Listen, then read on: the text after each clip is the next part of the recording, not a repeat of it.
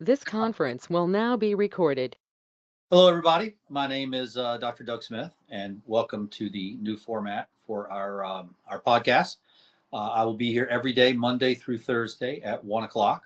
We're going to keep these podcasts fairly short. We're going to shoot for 10, 12, 15 minutes at the max.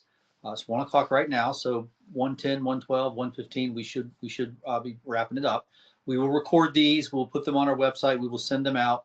And the purpose of this podcast is one thing and one thing only, and that is to go over the science. That's all we're going to do here. We're just going to go over the science. That's all we're going to do. We're just going to go over the science. And we're going to go over the science beginning today. We're going to go over the science beginning back at the beginning. In fact, the science that we're going to review today goes all the way back to 1963. And we're going to start from 1963 and we're going to work all the way up to the present. We're going to take our time. We're going to explain things. And this podcast is intended for those of you who you were told you were an opioid addict. You were told that you had opioid use disorder. You were told that you were suffering from a mental disorder, and that you were addicted to the opioids. But yet you always thought in the back of your mind, nah, this isn't addiction. There's more to there's something else going on here. I am physically sick. When I try to stop taking the opioids, I get physically sick. Okay, I'm not craving to get high on the opioids. I just cannot withstand how badly I feel when I try to stop the opioids. And the only way to stop that sickness is to take another opioid. And that sickness, let me tell you, it's worse than anything most people have ever experienced. I personally have never experienced it. And so, frankly, from what people have told me, if you've never experienced it, you can't even imagine what it must be like. And so, what we're doing here is we're going all the way back to the beginning. We're going to start today in 1963. So this is over 60 years ago. Okay, and this is science from 1963, and this is it's not even an article in a journal. This was a chapter in a book. Okay, back in the 1960s, we didn't have as many journals as we do now. You published in a book. This was a chapter in a book. It was done in Stockholm, Sweden. And the author's name is Gunne, G-U-N-N-E, Gunne, G-U-N-N-E, 1963, Stockholm, Sweden. And it's a very long and involved study. Most of the study, it just uh, really doesn't tell you a whole lot. But Gunne did one thing that was profound, and that's what's on the screen right here in front of you. Gunne did one thing that was profound. Back in the 1960s, they didn't have this brain disease model of addiction that opioids cause a surge in brain dopamine, and that surge in brain dopamine occurs in the reward centers of the brain, and it's so wonderful, so euphoric that it hijacks the brain itself and takes over the brain, and you become an opioid addict. That didn't come about, and that was just a story that was told in the 1990s. We're back in the 1960s now, and so we're looking at raw science. And what Gunne has done here, G-U-N-N-E, Gunne, 1963, what Gunne has done here is very, very simple. He's looking at the adrenal glands of rats. Gunne is suspicious that there's something going on with the adrenalines. Now, you're going to hear us use the term adrenaline a lot. What the layperson calls adrenaline, we in the medical community and Gunne himself call the catecholamines. I'm happy just to use adrenaline. Okay, the human body has three adrenalines: epinephrine, norepinephrine, and dopamine, and they're all made and stored in a gland that sits on top of the kidney called the adrenal gland. Okay, adrenal gland makes adrenaline, thus the name.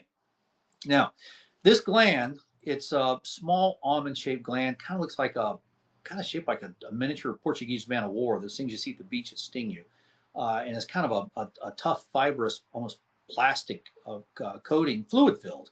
It's kind of a fluid filled sac, and that fluid contains the adrenalines, epinephrine, norepinephrine, and dopamine. They're made in the body and stored in the adrenal glands until you're walking down the trail and the lion jumps out in front of you and you get a big surge of adrenaline. You can run away faster.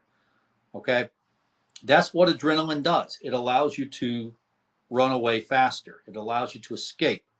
It allows you to survive. Now, what's interesting about the adrenalines, every living organism on this planet that has the ability to move, every living organism on this planet that has the ability to move has some type of adrenaline. If you're an insect, it's called octopamine.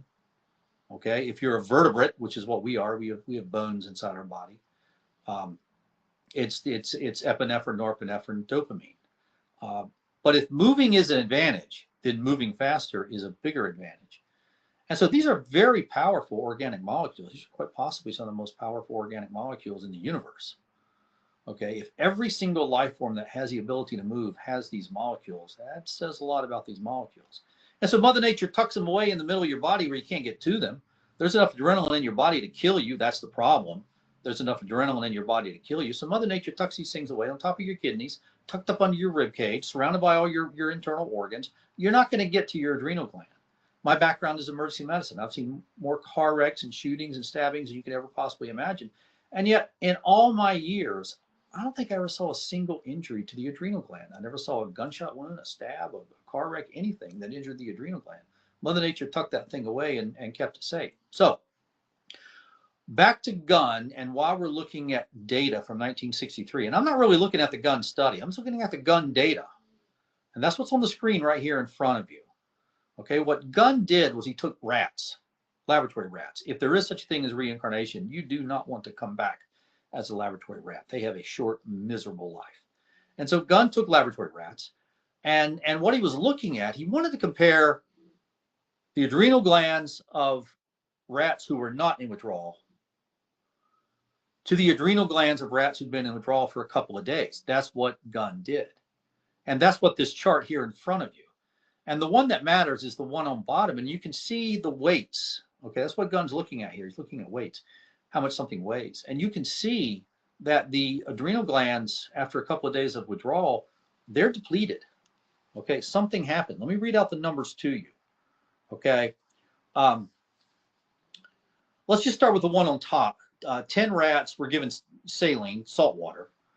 Okay, and the adrenal glands weighed, or the amount of adrenaline weighed 24.5, and the amount of noradrenaline, norepinephrine, weighed 4.4. So let's just look at those two numbers.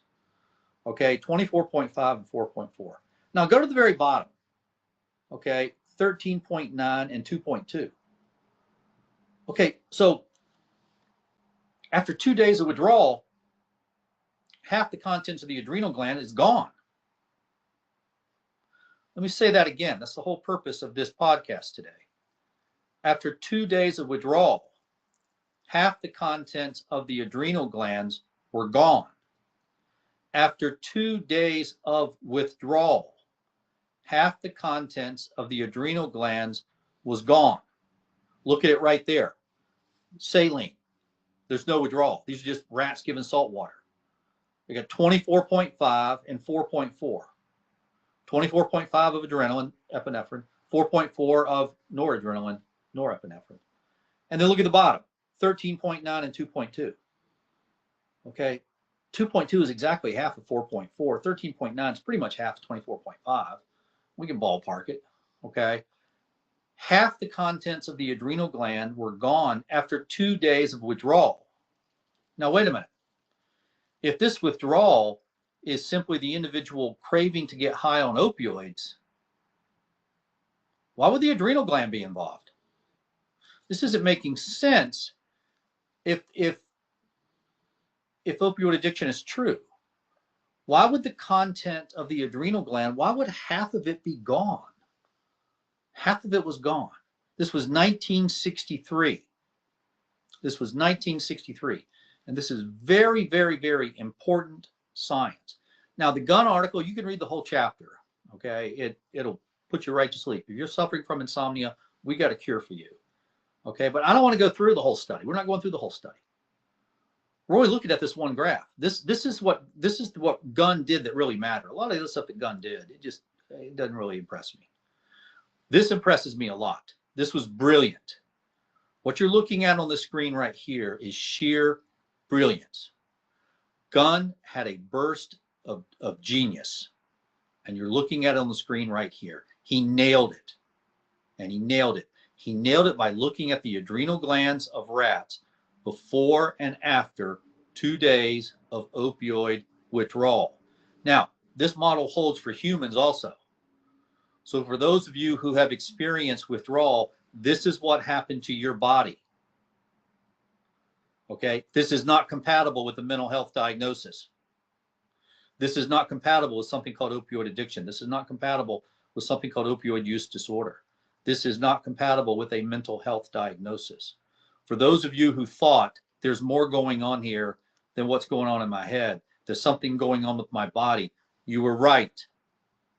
There was something going on with your body, and you're looking at the proof right here on the screen. Let's look at it one more time, and then we're going to end for today. Okay, look at the top line. It says saline. Okay, look at the numbers, 24.5 and 4.4. 24.5, that's how much adrenaline was there. 4.4, that's how much noradrenaline was there. They're both adrenalines. Okay, look at the bottom. Okay, after 2 days of withdrawal, see where it says 48 hours. Withdrawal, 48 hours. It's right there. Look at the bottom line. It says withdrawal, 48 hours. After 48 hours of withdrawal, half the contents of the adrenal gland was gone. The adrenaline went from 24.5 to 13.9. The noradrenaline went from 4.4 to 2.2. Half the contents of the adrenal gland was gone. Now, Gunne doesn't give an explanation for why that is. We'll look at that in the future. We got a lot of science to cover. Okay, and let's be clear on this, and let's use this as our closing statement. Gunne doesn't answer any questions. Gunne only raises questions. So if you're looking at this chart and you're looking for answers, no, it's not here. If you're looking at this chart and you're trying to understand the question, that's the way to look at this. Gunne's not giving you answers. Gunne is raising the question. Why in the world would half the contents of the adrenal glands be gone after 48 hours of opioid withdrawal? My name is Dr. Doug Smith. I'll be back tomorrow. Tomorrow we'll talk about the Cara-Brody study. We got a lot of studies to talk about. Love to hear from you guys. Please like and subscribe to us. Send me your emails. Send me your comments. Send me your questions. I'll always be here for you. Thank you.